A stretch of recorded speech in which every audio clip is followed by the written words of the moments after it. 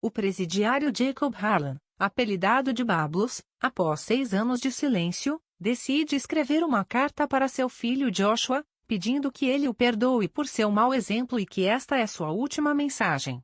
O homem também pede a Jacob que proteja sua mãe e que, independentemente do que ele ouvir sobre seu pai, continue seguindo em frente. Bablos logo é libertado em liberdade condicional e recebe algum dinheiro e uma identidade temporária ao ser libertado.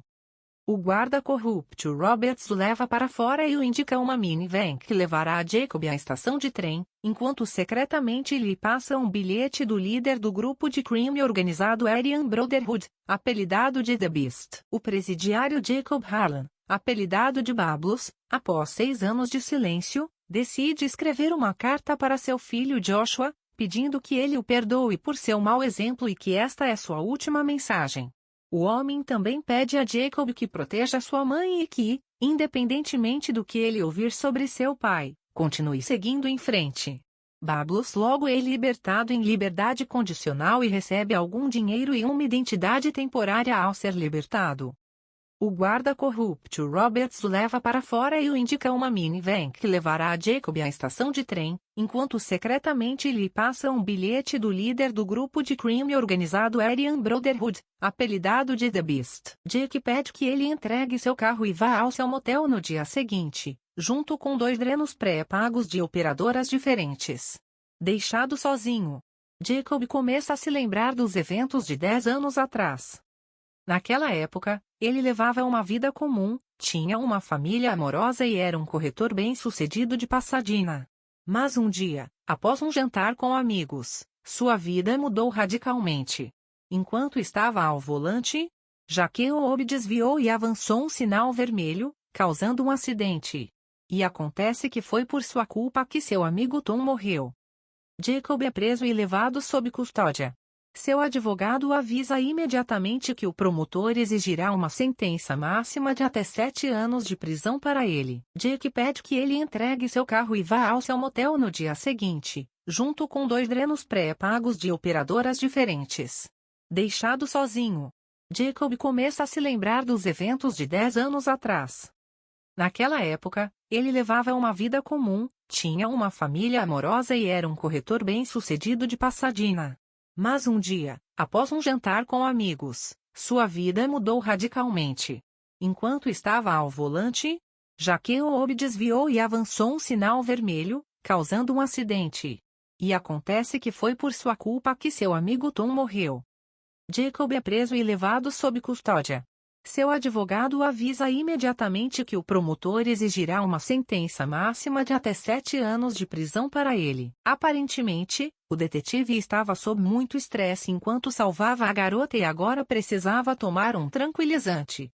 Às 10 da manhã, Hal, como prometido, trouxe 2 telefones limpos para Jacob, e depois os 2 foram a uma floricultura local para se encontrar secretamente com o líder de uma gangue de rua com Urenes Hermangoas. Jacob o cumprimenta como se fosse um velho amigo e, depois, confortavelmente sentado na sala dos fundos, discute com ele os detalhes do próximo acordo com os mexicanos, com Herman admitindo que foi ele quem pediu à besta para dar o acordo aos Bablos. Após a reunião, Jacob leva Hal à antiga lanchonete que ele costumava frequentar quando era um simples corretor da bolsa. Lá, ele pede a Hal que conte sua história e como conseguiu as armas para o acordo. O homem responde que teve sorte. Durante a guerra no Afeganistão, o Ministério da Defesa estava perdendo 1.000 calazas e cerca de 500 blocos de contêineres que simplesmente desapareceram. E quando sua unidade tomou a casa onde os talibãs estavam escondidos, Hal os encontrou no porão e decidiu não falar sobre isso para o comandante. Então, Hal, esperando uma oportunidade, encontrou fornecedores e contrabandeou todas as armas para os Estados Unidos, com uma centena de rifles. De repente, um gaiteiro aparece na lanchonete e pede a Jacob que saia para conversar. Ele diz que encontrou os bandidos que atiraram na festa e que vai negociar com eles, mas Jacob o proíbe de fazer isso para não chamar a atenção até que o negócio seja fechado. Em seguida, ele ameaça e ataca Hal enquanto ele fala para as gaitas de fole onde pode ser encontrado. Mais tarde, Jacob se encontra com Kutcher, que também é um oficial de condicional. Kutcher tira uma foto das tatuagens de seu corpo e pergunta sobre o tiroteio na festa, no qual uma garota foi ferida. No entanto, Jacob afirma que não estava lá e, como prova, fornece um recibo do motel.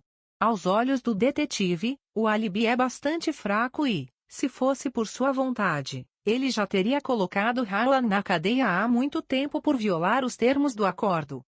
A ação volta no tempo.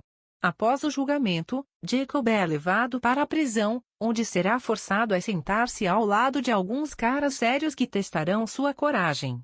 Na primeira noite após sua chegada, Jacob testemunha um estupro coletivo cometido por um dos recém-chegados. Percebendo que precisa se defender, ele se envolve em uma briga com um homem de pele escura no pátio no dia seguinte e acaba na solitária. O comportamento de Jacob atrai a atenção de um líder de gangue local chamado Balon e, 24 horas depois, ele o convida para se juntar à Aryan Brotherhood. Jacob aceita o convite, pois percebe claramente que não é seguro ser um solitário na prisão. Pouco tempo depois, Kate, perturbada, vai ao encontro dele e o informa que a esposa de Tom o processou por morte. Como resultado do processo, Kate está prestes a abandonar a escola de design e muda de ideia sobre a venda da casa, mas Jacob a faz prometer que a casa ainda estará à venda. Logo o homem começa a fazer várias tarefas para o Balaam. O primeiro teste para ele foi a tarefa de levar um saco de drogas para o pátio, que Jacob cumpriu com sucesso carregando-as em seu próprio ânus, ganhando assim a aprovação do líder do grupo, que lhe deu o apelido de Bablos. No final, ele é designado para eliminar o informante, e Jacob, sentindo-se muito animado, supera a si mesmo e comete seu primeiro assassinato. No presente, o protagonista encontra Kate na porta de sua nova casa e a convida para jantar em um café. Ele consegue entregar a ela os $170 mil lavados, mas a mulher recusa o dinheiro do gangster e expressa a Jacob seu ressentimento por ele não ter se comunicado com ela nos últimos 7 anos. Além disso, depois de receber uma carta do pai, Josh pensou que seu pai fosse cometer suicídio. Jacob então explica que escreveu a carta porque não queria que sua história se refletisse de forma alguma em seu filho e promete a Kate que ela não o verá mais.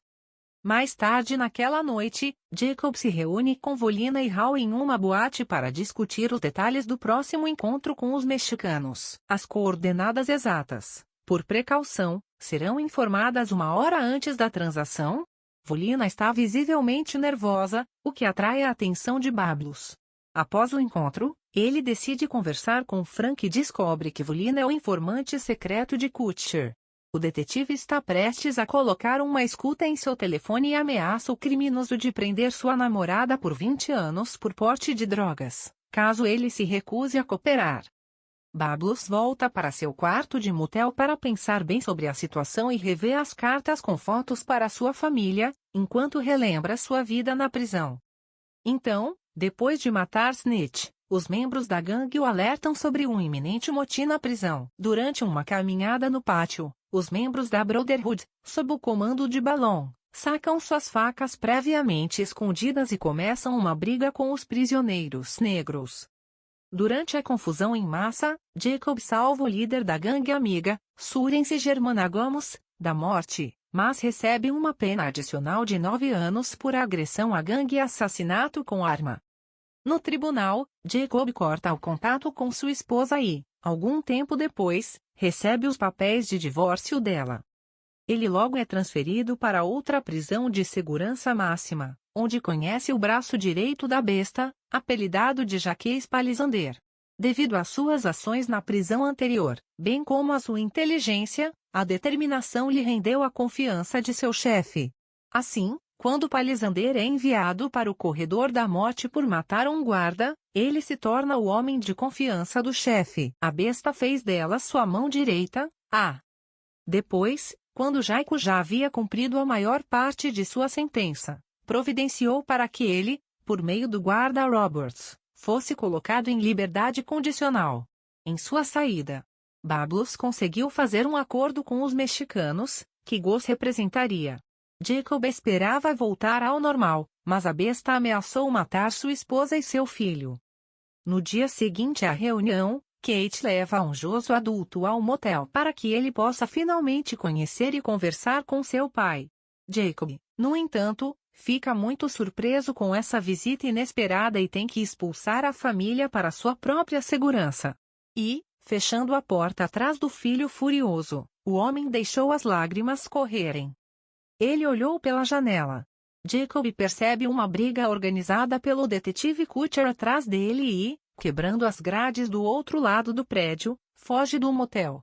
Mais tarde, ele se encontra com Howie, a quem Poe pede que lhe traga um carro novo para o negócio e que lhe dê o endereço de uma gaita de fole para pegá-lo e irem juntos aos mexicanos. Ao ver a confusão no rosto de Howie, Jacob pede que ele lhe conte como conheceu o Bagpipe e, durante a conversa, descobre que Howie não quer realmente fazer parte da gangue. Depois de pegar o carro Bublo, a primeira coisa que ele faz é dirigir até uma loja de ferramentas, onde compra algumas facas. Depois disso, ele mata a Volina em sua própria casa e coloca o telefone em sua mão antes de sair. Um pouco mais tarde, Katy decide visitar seu informante e descobre o cadáver fresco dos Franks. No corredor, o homem imediatamente pede a seu colega, que está monitorando o motel, para deter Jacob, mas este, entrando no quarto, informa que Blues fugiu e o deixou na cama. Com seu celular na mão de Frank, Kutcher pega o telefone e vê uma mensagem confirmando que os membros da Brotherhood ainda não sabem que Volina está morta. Já é noite, e o parceiro de Kutcher ainda não conseguiu descobrir quem enviou a mensagem para Volina.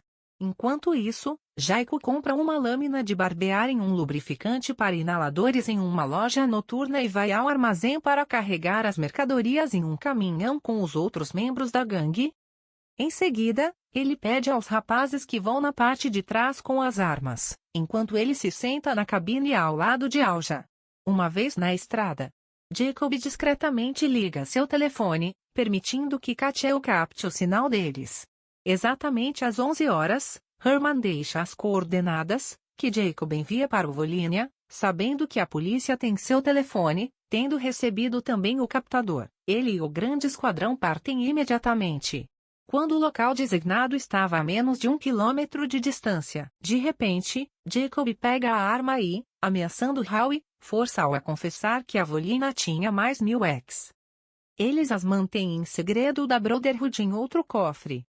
De repente, Howie começa a se dar conta de que as gaitas de foles desapareceram. Descobre que a gangue não sabe nada sobre a arma. Jacob ordena que Howie esqueça tudo e desapareça de sua vista para sempre e, em seguida, joga os caras para fora do carro, satisfazendo assim seu desejo de deixar a Brotherhood. Chegando ao local da reunião, Bublo informa a Herman que Volino era um delator. Ele teve que eliminá-lo e ao Howie, que tinha cara de rato. Além disso, Volino e Howie não trouxeram todas as armas para o acordo, que agora podem ser divididas entre eles. A menos, é claro, que eles informem os mexicanos.